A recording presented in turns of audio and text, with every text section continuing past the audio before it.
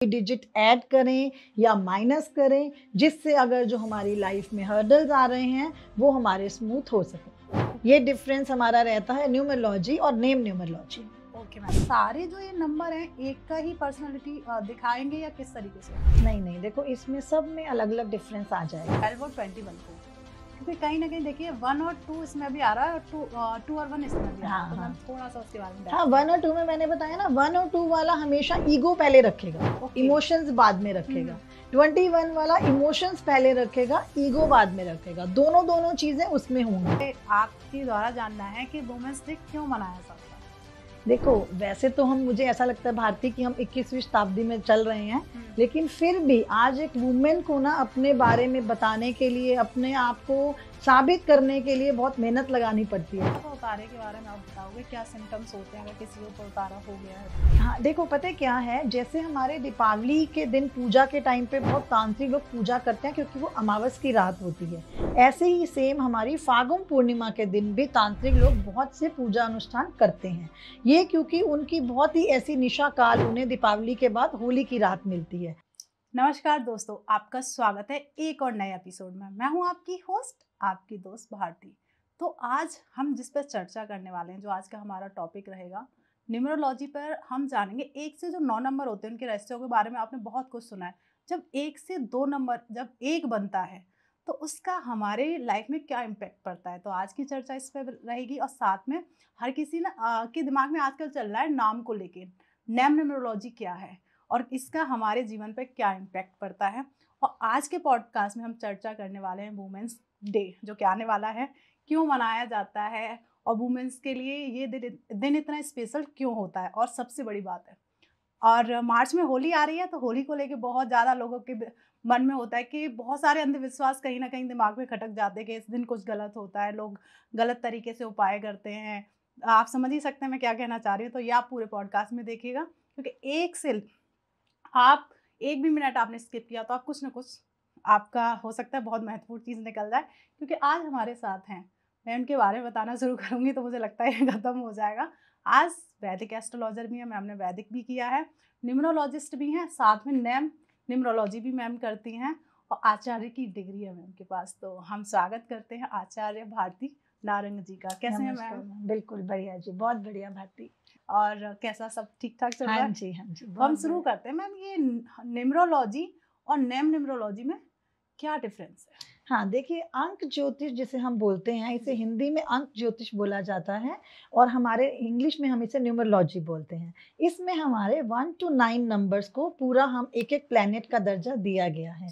जैसे 1 नंबर हम देते हैं सन को, 2 नंबर हम देते हैं मून को, 3 नंबर हमारा है जुपिटर के लिए, 4 नंबर हमारा है राहु के लिए, 5 नंबर हमारा है मरकरी के लिए, 6 number Venus planet, 7 number Ketu, 8 number Saturn और 9 नंबर मार्स। इस तरह से हम अपनी डेट ऑफ बर्थ से कैलकुलेट करते हैं कि हमारा कौन सा प्लैनेट एक्टिवेट होता है। सेम वे में हम नेम न्यूमरोलॉजी की अगर बात करते हैं तो उसमें हमारी वर्णमाला में A to Z तक हर डिजिट को हमने एक नंबर डिनोट किया हुआ है। उससे हम अपने नेम को कैलकुलेट कर सकते हैं। मान लीजिए AIQY को हम 1 नंबर देते हैं, BKR को हम 2 नंबर देते हैं। ऐसे ही A to Z तक का पूरा परफॉर्मा है जिसमें पूरे नंबर दिए जाते हैं 1 to 8। 9 नंबर ऐसा है जिसके अंदर भारती उसको कोई भी अल्फ़ाबेट नहीं है। 1 से 8 तक की पूरे 26 नंबर जो हमारे इंग्लिश के होते हैं वो उन्होंने कवर किए हुए हैं। 9 नंबर को कोई नंबर नहीं दिया गया, कोई मतलब अक्षर नहीं दिया गया है। हाँ, तो इस हिसाब से हम अपने नेम का टोटल करते हैं इनके हिसाब से, और हम अपनी डेट ऑफ बर्थ का टोटल करते हैं। तो उस तरीके से हमें पता चलता है कि क्या हमारा नेम हमारी डेट ऑफ बर्थ के साथ फेवरेबल हो रहा है या नहीं हो रहा, क्या उसमें कुछ ऐसी करेक्शन की ज़रूरत है, हम कोई डिजिट ऐड करें या माइनस करें, जिससे अगर जो हमारी लाइफ में हर्डल्स आ रहे हैं वो हमारे स्मूथ हो सके। ये डिफरेंस हमारा रहता है न्यूमरोलॉजी और नेम न्यूमरोलॉजी में। ओके मैम, तो भारती मैम, सबसे बड़ी बात ये होती है कि आपने 1 से 9 तक तो बता दिया कि ये इस तरीके से। कई बार आपने देखा होगा 2 डिजिट जो एक बनते हैं, जैसे आप 1 ले लीजिए, 10 ले लीजिए, 19 ले लीजिए और 28 ले लीजिए, इसका भी तो एक ही बनता है। तो जी। क्या सारे जो ये नंबर हैं एक का ही पर्सनालिटी दिखाएंगे या किस तरीके से होगा मैम? नहीं, नहीं, देखो इसमें सब में अलग-अलग डिफरेंस आ जाएगा। जैसे अगर 1 नंबर का जातक है, वो है समझ लीजिए प्योर सन वाला, क्योंकि अच्छा। उसके अंदर किसी भी प्लैनेट की मिक्सिंग नहीं आ रही है, उसमें डोमिनेटिंग जो पर्सनैलिटीज़ होंगी वो सबसे ज़्यादा होंगी। वहीं हम बात करते हैं 1, 0, 10 वाले बच्चे जी की। जी जी। इसमें कहने को तो 0 को कोई भी हम बोलते हैं कि उसकी कोई वैल्यू नहीं है, हम्म। बट हम नेम इसमें देखते हैं नंबर्स में, तो इसके अंदर उस वो डबल पावर से काम करता है। 10 नंबर वाले में डोमिनेटिंग पर्सनैलिटीज़ और ज़्यादा हो जाती हैं। हम्म। 0 बहुत ज़्यादा एक्टिवेट हो जाता है। ऐसे ही अगर हम बात करते हैं 19 की, तो उस बच्चे के अंदर 1 फॉर मार्स और 1 फॉर सॉरी सन और 9 फॉर मार्स, दोनों के ट्रेट्स देखने को मिलते हैं बच्चे के नेचर में। ये बच्चा एग्रेसिव भी होगा थोड़ा, क्योंकि उसके अंदर मार्स की चीज़ें भी आ गई। और जहाँ हम बात करें 28 नंबर की, टोटल इसका भी 1 बन रहा है, लेकिन ये सन एंड मून एंड सैटर्न का कॉम्बो बन गया। तो मून और सैटर्न का कॉम्बो इतना अच्छा नहीं माना जाता। ऐसे जातक डोमिनेट करना तो चाहते हैं बट कर नहीं पाते हैं, इरिटेट ज़्यादा रहते हैं। तो इनके अंदर 1 नंबर के ट्रेट सबसे कम देखने को मिलते हैं। तो कहने को सबका टोटल ही 1 आ रहा है, लेकिन हर पर्सन की पर्सनैलिटी हमें उसके नंबर से अलग-अलग ही काउंट होएगी, क्योंकि जो सिंगल इस तरह से हम एक सूर्य को ना पूरा एक नहीं मान सकते हैं। सबके अंदर उसके जो अलग-अलग भाव आएँगे, उस हिसाब से हम काउंट करते हैं। अगर 2 प्लैनेट्स मिक्स हो रहे हैं तो दोनों अगर पॉजिटिव हैं, तो उन दोनों का पॉजिटिव इफेक्ट आएगा। अगर दोनों नेगेटिव हो जाते हैं या एक पॉजिटिव एक नेगेटिव हो जाता है, उस तरह से वो जातक के व्यवहार पर इफेक्ट डालते हैं। ओके। वैसे तो मैम मैं तो चाहूँगी कि मैं सारे नंबर्स के बारे में जानूँ, बट आपको ही पता है कि बहुत लिमिटेड टाइम होता है। तो मैम कुछ और नंबर्स हैं इनके बारे में थोड़ा सा मुझे और जानना है। जैसे नंबर 3, नंबर 12, 12 के बाद 21 बनता है। देखा जाए तो नंबर 12, 1 और 2 आ रहा है, ऐसे ही 21 में 2 और 1 आ रहा है और 3 0। तो इसके बारे में थोड़ा सा देखो 3 नंबर वाला जो नंबर है भारती, वो है जुपिटर का। ऐसे बच्चे का वही प्योर जुपिटर है। ऐसे बच्चों को बहुत ज़्यादा इंटरेस्ट होता है ज्ञान की बातें करने का, ज्ञान देने का, बट जो ओनली 3 वाला है ना, वो बिल्कुल सेल्फलेस होगा, उसे बदले में कुछ चाहिए नहीं, है ना? तो ऐसे ही आप अगर 1 to 12 की बात करते हो, अब इसमें 1 साथ में जुड़ गया, सन आ गया, अब उसे यहाँ पे अप्रिसिएशन भी चाहिए, उसे पोस्ट भी अच्छी चाहिए, साथ में वो थोड़ा इमोशनल भी होगा क्योंकि मून आ गया। तो 12 और 21 में जो हम डिफरेंस करेंगे ना, ट्रेड्स तो बराबर हो गए, लेकिन 2 पहले आ गया, 1 बाद में चला गया 21 में। तो यहाँ पर वो पर्सन ईगो बाद में रखेगा, इमोशंस पहले रखेगा। 12 वाला ईगो पहले रखेगा, इमोशंस बाद में रखेगा। ऐसे छोटी-छोटी चीज़ों का डिफरेंस आ जाता है। 30-30 की हम बात करते हैं, तो इसमें जुपिटर डबल पावर से काम करेगा, क्योंकि 0 साथ में लग गया, तो उसको तो बस श्रोता मिलने चाहिए, वो वही ज्ञान देने लग जाएगा। उसका मन करेगा मुझसे ज्ञान की बातें सुनो, मैं जितना ज्ञान बाँट सकूँ उतना अच्छा। ऐसे बच्चे टीचर बहुत अच्छा बनते हैं, गाइड बहुत अच्छा कर सकते हैं, लाइफ कोच बहुत अच्छा बनते हैं, क्योंकि उन लोगों की लाइफ को सुधारने में लग जाते हैं, और वो उनका एक काम होता है कि उसे इस काम से बहुत तसल्ली मिलती है। इस तरह से 3, 12, 21, 30 सब में अलग-अलग सिम्पटम्स आपको देखने को मिलते हैं। जैसे मैम आपने नेचर की बात की कि हर जैसे एक प्लैनेट एक दूसरे के साथ मिल गया, वैसे ही जी। मैं ना थोड़ा सा और डेप्थ में जानना चाहती हूँ 12 और 21 को, क्योंकि कहीं ना कहीं देखिए 1 और 2 इसमें भी आ रहा है और 2 और 1 इसमें भी आ रहा है। तो मैम थोड़ा सा उसके बारे में हाँ, 1 और 2 में मैंने बताया ना, 1 और 2 वाला हमेशा ईगो पहले रखेगा, इमोशंस बाद में रखेगा। 21 वाला इमोशंस पहले रखेगा, ईगो बाद में रखेगा। दोनों चीजें उसमें होंगी, मतलब सन की क्वालिटी भी होगी, मून की क्वालिटी भी होगी, और टोटल बन के जो जुपिटर की क्वालिटी है वो भी होगी। ज्ञान तो देंगे ऐसे बच्चे, लेकिन उसमें उनको एप्रिसिएशन चाहिए, कोई उनकी तारीफ करे, क्योंकि सन आ गया ना, सन जब तक अथॉरिटिव नहीं बनता तो वो क्वालिटी दिखाई नहीं देती है। तो 3 और 30 वाले में सन वाली क्वालिटीज नहीं आपको देखने को मिलेंगी, 21 और 12 दोनों में मिलेंगी। बस इनका डिफरेंस ये रहेगा कि वो पहले ईगो रखेंगे और वो बाद में ईगो रखेंगे, क्योंकि नंबर आगे पीछे होने की वजह से। हाँ, तो मतलब ये कह सकते हैं कि आगे पीछे होने से भी उनकी नेचर चेंज हो जाएगा। बिल्कुल बिल्कुल, देखो सेम नंबर्स का नेचर तो हो ही नहीं सकता ना। बिल्कुल सही बात है। मतलब ये लोग कंफ्यूज होते हैं ना कि कहीं ना कहीं जैसे 12 बन गया 3, मेरा तो 3 नंबर। हाँ, नहीं, लेकिन मिक्सिंग ऑफ प्लैनेट्स उस हिसाब से रिजल्ट देंगे। अगर देख लो ये 21 और 12 को आप देख लो, दोनों ही नंबर हैं, sun and moon. Sun and moon and total is Jupiter. तो मैम जैसे कई बार सुनने में आया कि हर नंबर के भी लकी नंबर्स होते हैं, तो उसके बारे में मैं जानना चाहूंगी। 1 से 9 तक के भी लकी नंबर्स हैं? हाँ बिल्कुल, सबके लकी नंबर्स रहते हैं। नंबर 1 के लिए लकी रहता है 1, 3 एंड 5। नंबर 2 के लिए लकी रहता है नंबर 2 एंड नंबर 7। और नंबर 3 के लिए लकी रहता है 1, 3 एंड 9। और नंबर 4 के लिए लकी रहता है 1, 5 एंड 6। नंबर 5 के लिए लकी रहता है 5 एंड 6। नंबर 6 के लिए लकी रहता है अगेन 5 एंड 6। नंबर 7 के लिए लकी रहता है 1, 2 एंड 5। नंबर 8 के लिए लकी रहता है नंबर 6 एंड नंबर 5। और नंबर 9 के लिए लकी रहता है number 1, number 5 and number 6।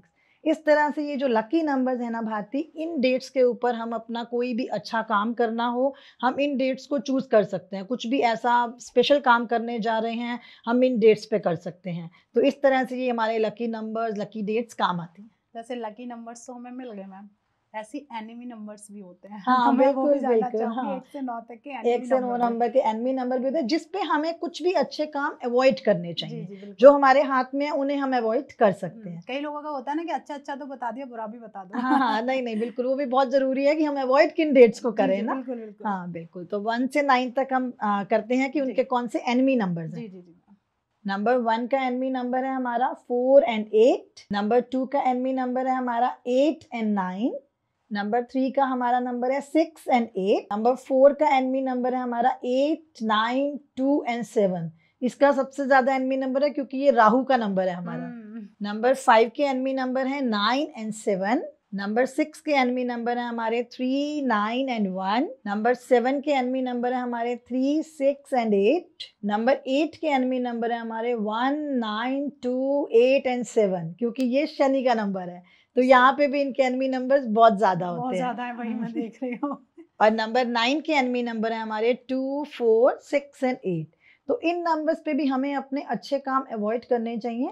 Basically ये जो भी हमारे एनिमी नंबर्स और हम बोले गुड नंबर्स, जो लकी नंबर्स जो हमारे निकल के आते हैं, वो हमारे निकल के आते हैं वैदिक में से। कौन सा प्लेनेट किस प्लेनेट का शत्रु है, उसके हिसाब से वो नंबर उसके लिए लकी नहीं होगा। कौन सा प्लेनेट किस प्लेनेट का फ्रेंड प्लेनेट है, तो उस हिसाब से वो नंबर हमारा लकी माना जाता है। तो इसके अकॉर्डिंगली अगर हम काम करते हैं ना, तो वो बहुत ही फेवरेबल रहते हैं। क्या बात है मैम, आपने ऐसी चीज बता दी जो लोग एक पंडित जी के पास जाके पूछते हैं कि मैं कब क्या लूं, हर डेट्स के लिए पूछते हैं। तो सबको आजकल तो हर किसी को पता है कि आपका नंबर क्या है।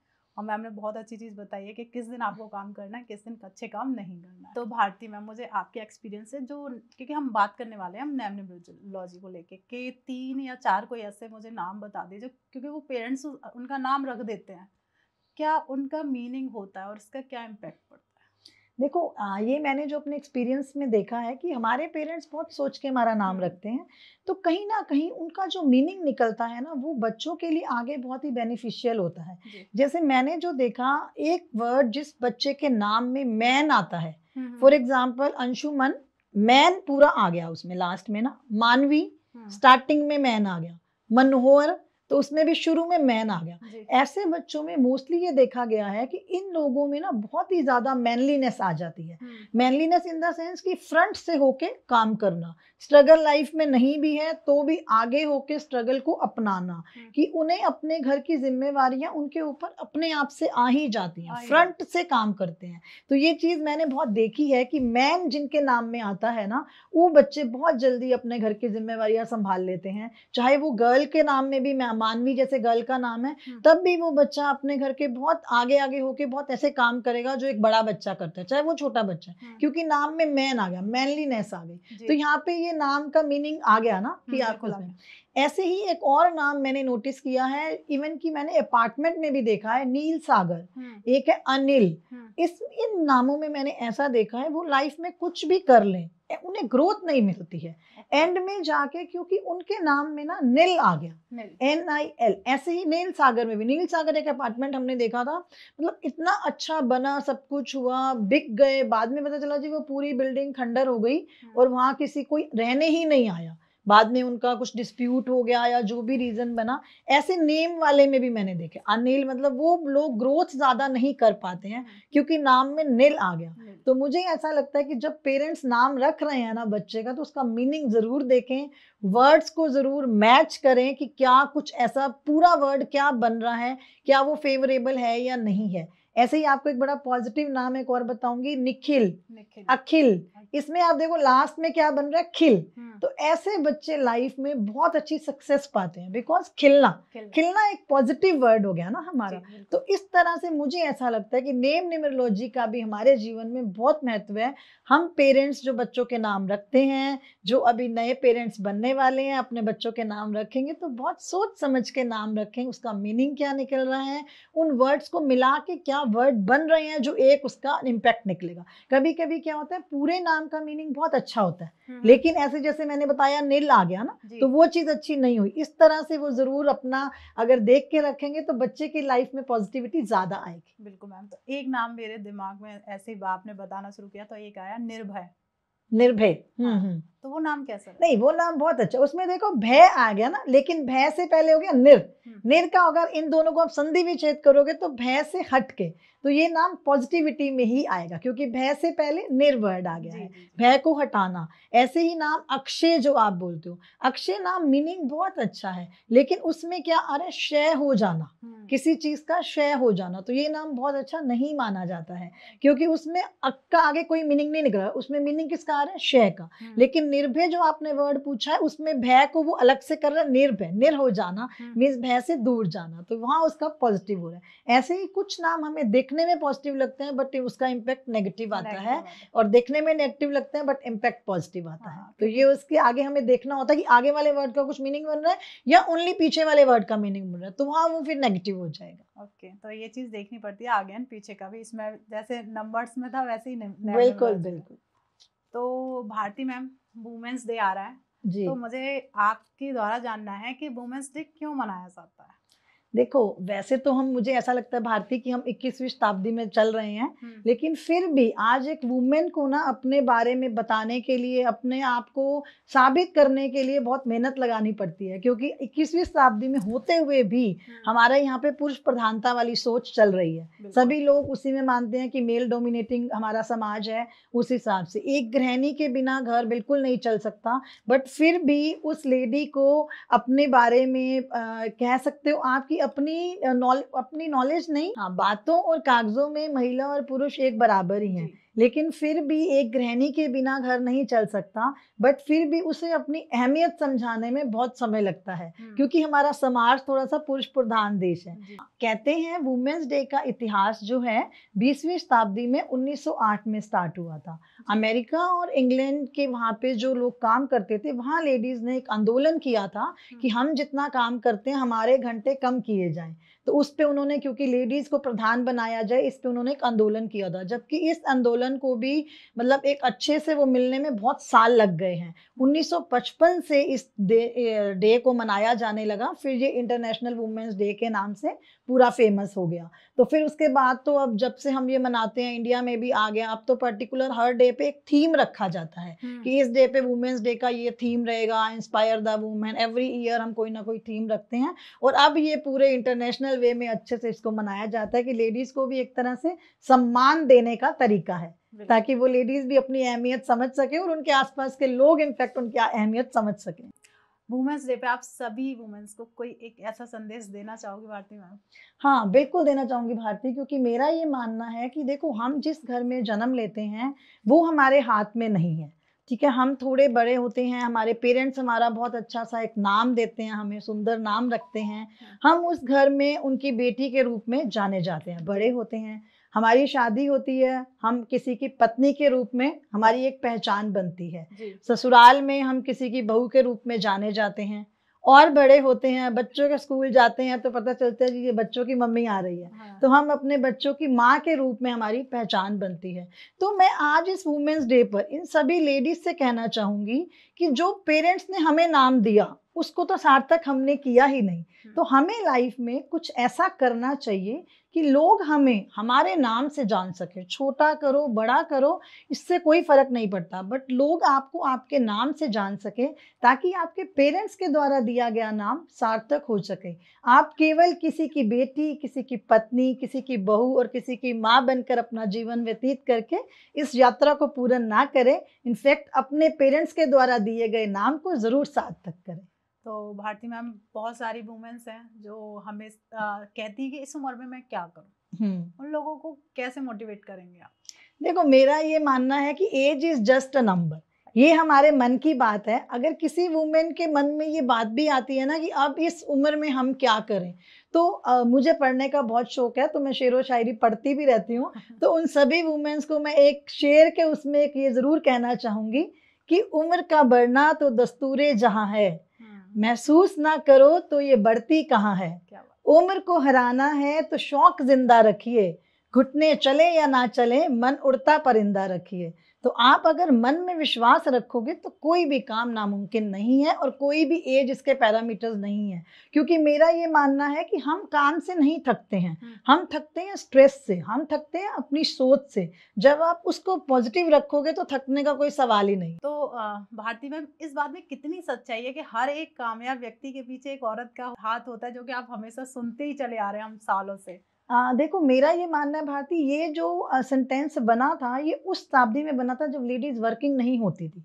तो उन्होंने ये बात बोल दी कि हर कामयाब आदमी, क्योंकि काम ही जेंट्स करते थे, लेडीज एक हाउस वाइफ बन के अपना जीवन बिता देती थी।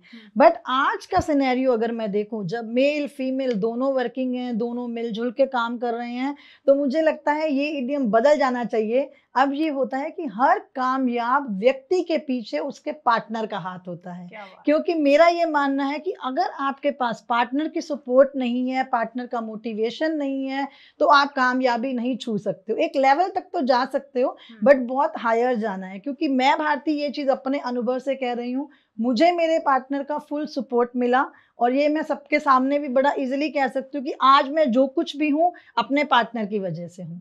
तो मुझे ऐसा लगता है कि हमें जीवन में कहीं भी पहुंचना है, मेल फीमेल डजंट मैटर, आपके पार्टनर का साथ आपके साथ होना चाहिए, तो वो व्यक्ति कामयाब है जिसका पार्टनर उसके साथ है। बिल्कुल, मैं भी बिल्कुल कि आज मैं अपने पार्टनर की वजह से यहाँ बिल्कुल बिल्कुल। देखो, पार्टनर अगर साथ नहीं है तो आपका मोटिवेशन वैसे ही जीरो हो जाएगा, मुझे ऐसा लगता है। तो भारती मैम, अब हम बात करते हैं होली। इस मार्च में होली आने वाली है, तो होली कब मनाई जा रही है, क्या डेट है उसकी, और क्या खास है होली पर? जी जी बिल्कुल। देखो, होली जो है 14 मार्च को हमारी मनाई जाएगी, और होलिका दहन जो हमारा होएगा वो 13 मार्च को होएगा। तो इसमें, और होली वाले दिन ही हमारा चंद्र ग्रहण भी पड़ रहा है। तो बहुत से लोग इस बारी थोड़े से कंफ्यूज भी हैं कि होली पर ही चंद्र ग्रहण पड़ रहा है, और सूर्य उस दिन हमारी गुरु की राशि मीन राशि में प्रवेश कर रहे हैं, सेम होली वाले दिन ही। बट ये वाले दिन जो है हमारा चंद्र ग्रहण भारत में नहीं दिखाई दे रहा, इसलिए इसका सूतक काल बहुत ज्यादा मान्य नहीं होगा। बट फिर भी मैं एडवाइस करूंगी जो प्रेग्नेंट लेडीज हैं वो इस टाइम में बाहर ना निकलें, क्योंकि होली वाले दिन 14 मार्च 2025 को सुबह 9:29 से दोपहर 3:25 तक ग्रहण रहेगा। तो प्रेग्नेंट लेडीज को मैं एडवाइस करूंगी कि इस समय में वो बाहर ना निकलें। वैसे ये भारत में ज्यादा नहीं दिखाई देगा, तो इसलिए सूतक काल की आवश्यकता नहीं है। आप इस समय में होली वगैरह खेल सकते हो।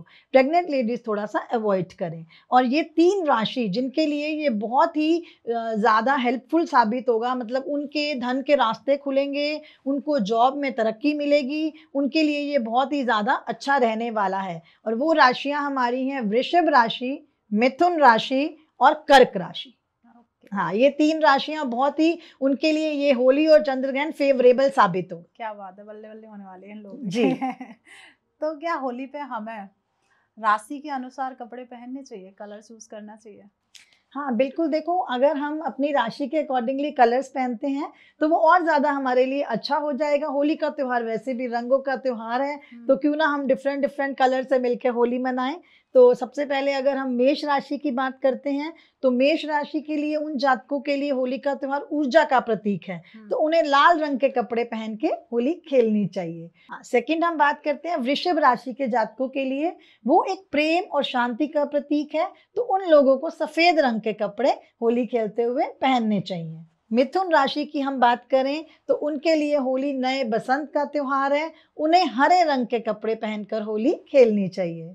कर्क राशि के जातकों की बात करें तो उन्हें सफेद रंग के कपड़े पहनकर होली खेलनी चाहिए, क्योंकि उनके लिए ये शांति और पवित्रता का कारक है।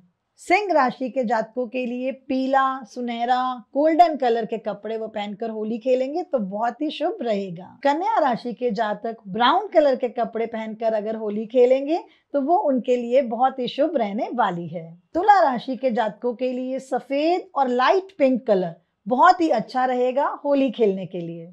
वृश्चिक राशि के जातकों के लिए उन्हें लाल रंग और हरे रंग के कपड़े पहनकर होली का त्योहार सेलिब्रेट करना चाहिए। धनु राशि के जातक गहरे पीले रंग के कपड़े पहनकर होली का त्योहार मना सकते हैं। मकर राशि के जातकों को डार्क नीला कलर और ब्लैक कलर के कपड़े पहनकर होली का त्योहार मनाना चाहिए। कुंभ राशि के जातक कोई भी डार्क कलर के कपड़े पहनकर होली खेलेंगे तो शनि देव उनसे ज्यादा प्रसन्न होंगे और होली का त्योहार उनके लिए बहुत ही शुभ माना जाएगा। इन राशि वाले जातकों को होली वाले दिन पीले रंग के कपड़े पहनने चाहिए। इससे गुरुदेव बृहस्पति बहुत ही खुश होंगे और उनका होली का त्योहार बहुत ही शुभ फल देने वाला होगा। क्या बात है, मतलब आप होली पे आप कलर चूज कर सकते हो कि आपको कौन सा कलर पहनना है। अब चूज करने की जरूरत नहीं है, मैम ने आपको बता दिया है कि आप उस दिन पहनिए और उसका आपको अच्छा प्रभाव मिलेगा। कई बार मैम सुनने में आता है, लोग कहते हैं कि हमारा काम ही नहीं चल रहा है, बहुत मेहनत भी कर रहे हो इस काम में, तो ऐसा होता है कि उस काम पे या उनके ऊपर किसी ने कुछ करा रखा है, इस तरीके की भी चीजें सुनने में आती हैं। देखिए ये सब चीजें होली पर लोग बहुत ऐसे उपाय करते हैं जो फेवरेबल रहते हैं। तो अगर किसी का काम नहीं चल रहा है या उनको ऐसा लगता है कि किसी ने कुछ किया है तो 7 सूखी लाल मिर्च वो उस शॉप के ऊपर से या व्यक्ति के ऊपर से वार के रख लें और रात को होलिका दहन के समय में वो वाली अग्नि में वो 7 सूखी लाल मिर्च आप डाल दीजिए। तो ये उपाय बहुत ही शुभ फल प्रदान देगा और उस उपाय के करने के कुछ समय बाद से ही आपका व्यापार चलने लग जाएगा। और अगर किसी ने कुछ किया हुआ है तो वो भी उतारा हो जाता है। ओके मैम, तो कई बार आता है कि सुनने में आता है कि होली पे बहुत उतारे किए जाते हैं, तो थोड़ा सा उतारे के बारे में आप बताओगे, क्या सिम्टम्स होते हैं अगर किसी के ऊपर उतारा हो गया है तो? हाँ देखो पता है क्या है, जैसे हमारे दीपावली के दिन पूजा के टाइम पे बहुत तांत्रिक लोग पूजा करते हैं क्योंकि वो अमावस की रात होती है। ऐसे ही सेम हमारी फागुन पूर्णिमा के दिन भी तांत्रिक लोग बहुत से पूजा अनुष्ठान करते हैं। ये क्योंकि उनकी बहुत ही ऐसी निशा काल उन्हें दीपावली के बाद होली की रात मिलती है, जिस समय सभी लोग बहुत एंजॉय करने उत्सव करने का तैयारी कर रहे होते हैं, वहीं तांत्रिक लोग उस रात में अपनी पूजा कर रहे होते हैं। इसीलिए ऐसे जो अंधविश्वास ये बना हुआ है, इसे आप अंधविश्वास भी कह सकते हो, इसमें कुछ हद तक सच्चाई भी है कि होली के दिन बहुत से टोना टोटका लोग करते भी हैं। इसी टाइप से जब कुछ काम होता है तो उनके उतारे भी होते ही हैं, तो उनको कॉन्ट्राडिक्ट करने के लिए वो सब उतारे वाले उपाय किए जाते हैं। ओके मैम, जैसे आप जिस घर में रह रहे हो उस घर में आपको सुख समृद्धि शांति नहीं मिल रही है, कह सकते हैं कहीं ना कहीं जैसे घर में एंटर करते ही दिमाग खराब होने लगता है, तो क्या कुछ कराया हुआ होता है घर पे? ये ऐसा भी कई बारी किसी को लगता है, कुछ नेगेटिविटी भी कई बारी आती है। ऐसे व्यक्तियों को अपने घर पे होलिका दहन के दिन जो 13 मार्च का दिन है, अपने घर के मुख्य द्वार पर चौमुखी दीपक तेल का, सरसों के तेल का चौमुखी दीपक अपने मुख्य द्वार पर जरूर जलाना चाहिए होलिका दहन वाले दिन। उससे घर की नेगेटिविटी दूर होती है, अगर उन्हें ऐसा लगता है कि घर में पॉजिटिव एनर्जी नहीं है।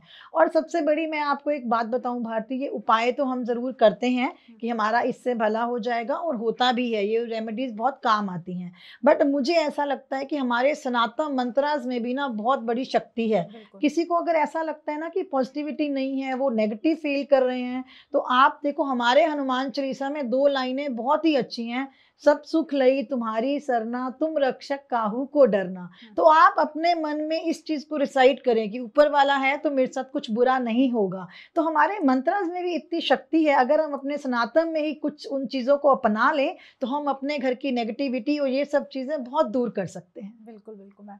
तो सुख समृद्धि के लिए भी कोई उपाय मैम बता सकते हैं? सुख समृद्धि का ही मैंने उपाय बताया है, जो चौमुखी दीपक आपने होलिका दहन के दिन अपने घर के बाहर जलाना है। आपके घर से नेगेटिविटी जाएगी तो सुख समृद्धि अपने आप एंटर होगी। क्या बात। तो भारतीय में कई बार देखा जाता है कई घरों में लगातार बीमार है व्यक्ति और बीमारी घर से निकल ही नहीं रही है, तो वो भी क्या रेमेडी के द्वारा ठीक की जा सकती है? हाँ बिल्कुल, इस टाइम होली के टाइम पे तो सबसे इम्पोर्टेंट हमारी रेमेडीज होती हैं।